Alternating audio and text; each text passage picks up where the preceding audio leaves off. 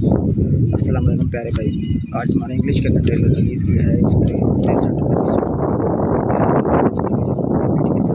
उनकी सुलह हो जाएगी, मीटिंग को तस्लीम कर देगा और एक खत आएगा ना या बिस्कुट अहमद बे कहेगा जो खत आया है हमारे लश्कर के बगैर ये किसने भेजा है। इस मामले को अब हल करना है। जब बोरसा को फतह करने के लिए ये लश्कर कशी करेगा, पीछे से जो एल्चम खत्म है उसको पता चलेगा ईरान और होलोफेरा चला गया। इस गलत फहमी में वो ज़्यादा गमगीन होगी। जब गमगीन होगी तो जैसे वो गमगीन होगी तो बोरसा में जैसे ही गमगीन होगी तो बोरसा की तरफ वो रवाना हो जाएंगे। लेकिन पीछे की सरकार है वो उनके खिलाफ बगावत करेगा और एल्चम खत्म को कहेगा जब दूध दे के माना तो हम इसको यहाँ पर कुर्बान नहीं छोड़ सकते हैं, इसको लेकर जाएंगे। इसके ऊपर बाला खतून कहेगी तुम सब गलत कर रहे हो, तुम इसकी सज़ा भुगतोगे।